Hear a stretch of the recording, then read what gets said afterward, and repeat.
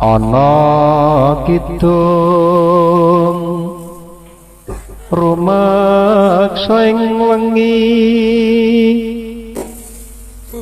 teguh hayu luputa ing lara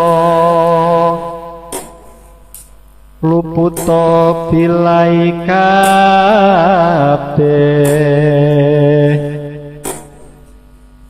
jim setan datan purun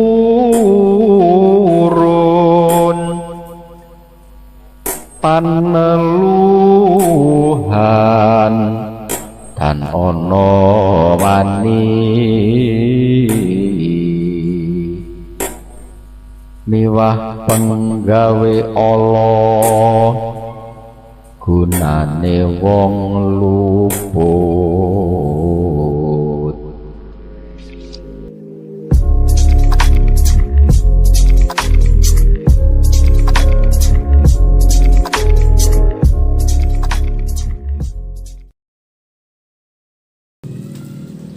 Wah, gaya apa iki? Iki lho lagi ngucap tapi lagi ora tedas. Lah kok iso piye ceritane? Iki wis pirang-pirang tahun ora bisa makane ora tedas. Oh ngono. Lah iki bahan lho. Iki lek mau gawe ning tukang pandi besi iso mau dadekne lating sing landhep, ade iso ngrujak. Nah ngene ae mending kowe njaluk tulung ning pandi besi kon gaene lading sing apik. Ya wis, aku awakmu kabeh ning kene, aku tak menyang pandi besi, iki engko tak kon ngegekne lating sing landhep ben ade iso rujakan. Oke, Bos, dinteni yo. Oke.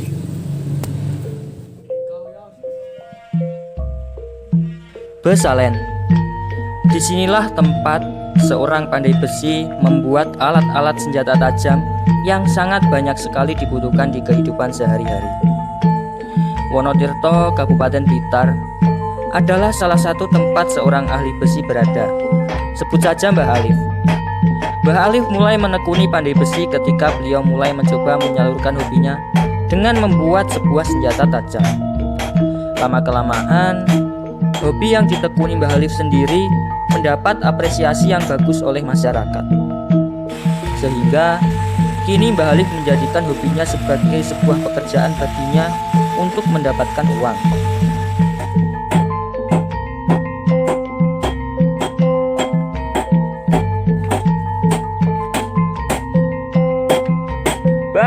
Bah, tulung. Ya tulung. Iki aku mah ngarepe rujaan lah kok ladine ndak tedas ki piye masalahe. Kok iso tulung sampean benakne. Iki bahane, aku mau nemu. Jenenge iki lek ngene iki ora benakne, ngene iki gawe anyar. Ya wes. Bocah ngawur. Yes, tanah. Oke, Mbak. Oke. Delok-delok ngono. Arang sudah siap untuk dimasukkan ke dalam tungku pembakaran. Mbah Alif mulai menyalakan api di tungku pembakaran dan api itu semakin membesar setelah mesin blower peniup angin dinyalakan. Dengan tangan dinginnya, Mbah Alif mengolah besi dengan memanfaatkan bara api itu. Setelah lempengan bahan dibakar, proses selanjutnya adalah proses penempaan, yaitu dengan cara memukul-mukul bahan yang telah dibakar hingga membentuk sebuah senjata tajam berdasarkan bentuk yang sudah dipikirkan sebelumnya. Selanjutnya, bahan yang sudah ditempa pun akan melalui proses pengerjaan atau penghalusan pada senjata tajam yang sudah terbentuk. Setelah proses penggerindaan, tahap selanjutnya yang harus dilakukan adalah proses penyepuhan. Dengan membakar bahan dengan suhu tertentu, Mbah Alif akan mencelupkan ke media penyepuhan dengan tujuan penyepuhan atau pengerasan bahan, supaya senjata tajam yang dibuatnya menjadi kuat dan tajam.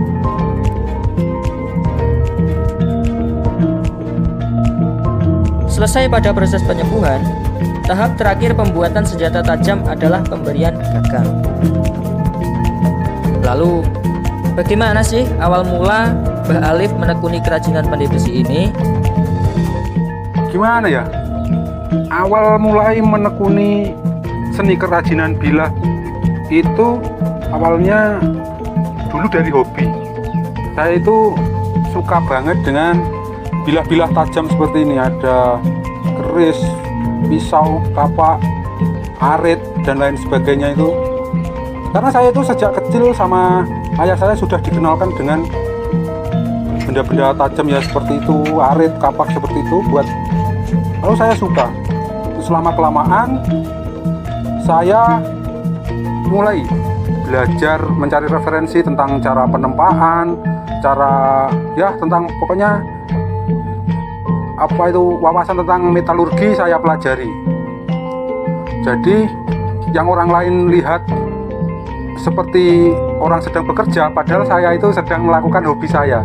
Jadi sudah senang tapi juga dibayar. Itu menurut saya suatu kebahagiaan yang tiada tara. Wah, begitu teman-teman. Selanjutnya, bagaimana sih proses dan teknik dalam pembuatan senjata tajam menurut Mbah Halif sendiri? Pada umumnya itu membuat suatu bilah itu memiliki dua teknik pada umumnya, yaitu dengan menempa, atau menempa itu membuat sebuah pisau atau bilah tajam lainnya dengan memanaskan dan dipukul-pukul hingga menjadi bentuk yang kita inginkan. Lalu ada teknik stock removal. Stock removal itu dengan menggunakan ya bentuk plat yang sudah tipis sedemikian rupa, atau biasanya menggunakan 10 mm hingga 2 mm dengan langsung proses grinding atau penggerindaan. Jadi kita langsung membentuknya dengan gerinda seperti itu. Kita buat emal seperti ini, kita tempelkan kepada sebuah bahan yang kita inginkan, lalu dengan menggerindanya. Proses tempa pun juga sama, kita hanya hampir sama, kita membentuknya sedemikian rupa lalu menggerindanya. Intinya proses menempa itu meringankan saat kita menggerinda karena bentuknya sudah sesuai dengan apa yang kita inginkan. Lalu apa saja langkah-langkahnya? Pertama, kita memilih bahannya ya kami belajar membuat dari limbah-limbah seperti per bekas, ada klaker. Untuk sementara kami belum bisa membuat dari baja-baja modern karena ya dari ilmu masih belum memadai, juga masih ya karena bahan baja modern itu mahal. Lalu pada zaman dahulu itu membuat suatu bilah itu menggunakan dari biji besi yang dilebur. Jadi pasir besi itu dilebur pada sebuah tungku khusus untuk mendapatkan sebuah biji besi, atau biasanya kalau bahasa Jawanya spong, atau dalam istilah Jepangnya tamahagane, yaitu sebuah biji besi yang sudah dileburkan, atau dalam bahasa Inggris disebut wood steel kalau tidak salah, seperti itu yang saya baca. Lalu setelah kita menempa, membentuk sebuah pisau yang kita inginkan dengan menggerinda, lalu yang kita lakukan adalah proses penyepuan.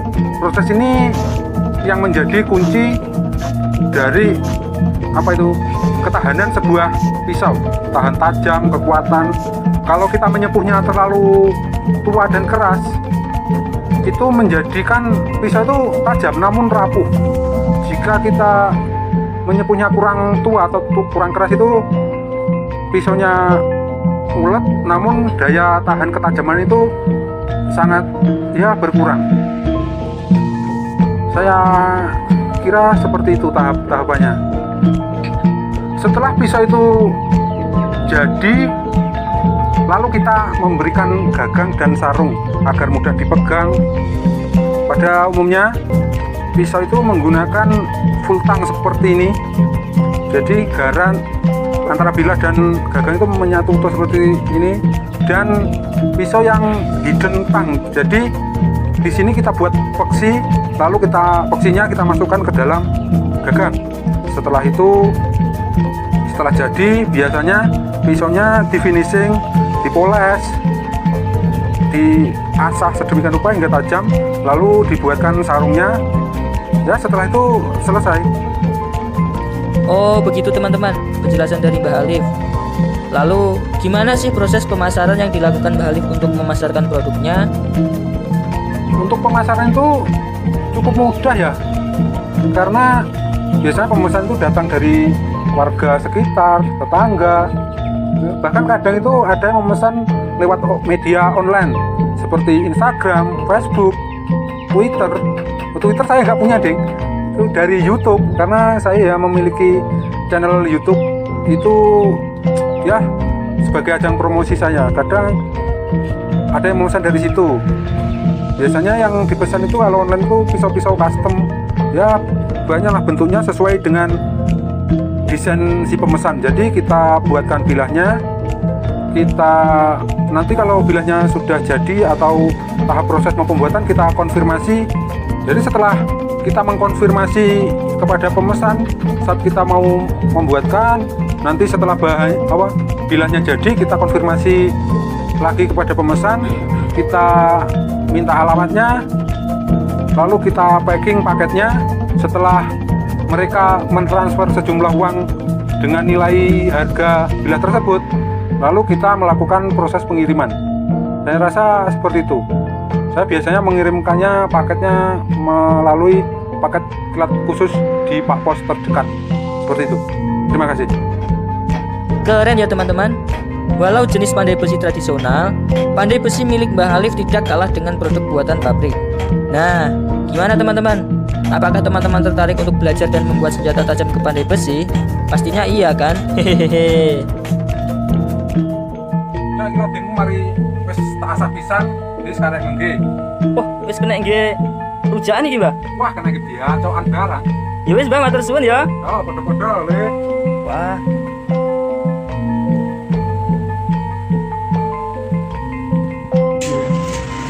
Nah, iki lho calah ini wis dadi. Iki mau tak kene kok pandai besi. Dadi saiki awake wis iso rujaan. Kok lek mau dadekne bahan yang pandai besi ngendi kuwi? Oh, kuwi ning anu, pandai besi Alifis Production sing panggone ning Gunung Kidul. Wah, penak yo lek ahli tukang besi. Awak dhewe iso gawe senjata sing iso nurut pengin awak dhewe. Iya, senjata besi iku iso memenuhi kebutuhan awak dhewe saben dinane. Ya, ayo lanjut rujane. Ya wis ayo.